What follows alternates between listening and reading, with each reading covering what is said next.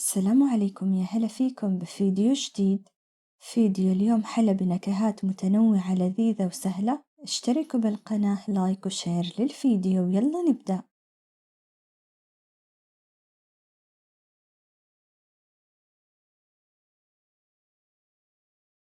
كيك ونحطه بالصينية. نشرب الكيك بالحليب.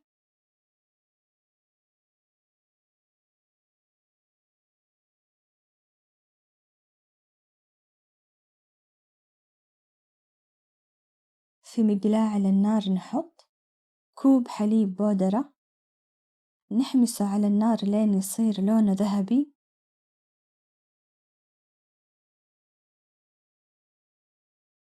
نطفي النار ونتركه يبرد. للكريمة ربع كوب حليب سائل بارد، ظرف كريمة خفق بودرة، 3 حبات جبنة كريمي،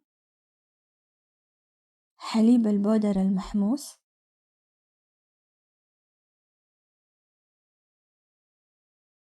ربع كوب حليب مكثف محلى أو حسب الرغبة.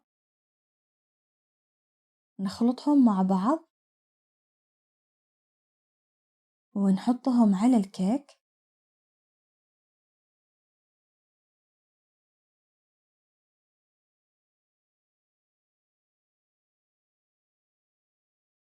الزبدة ونذوبها على النار.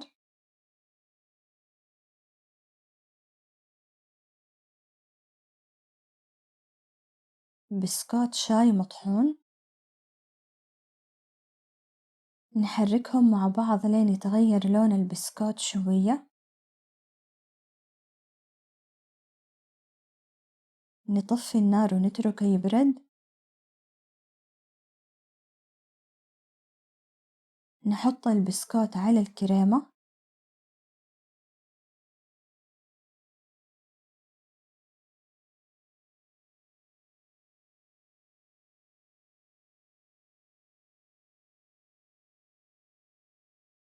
شوكولاتة وقشطة.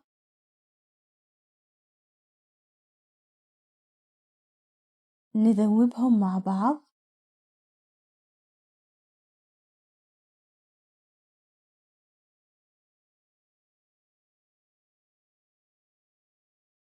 ونحط الشوكولاتة على البسكوت.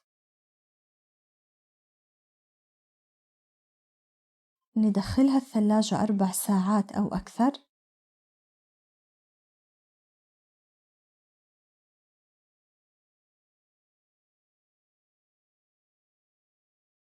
وبس، هذا فيديو اليوم. اشتركوا بالقناة وفعلوا الجرس عشان يوصلكم كل جديد. لايك وشير للفيديو. مع السلامة.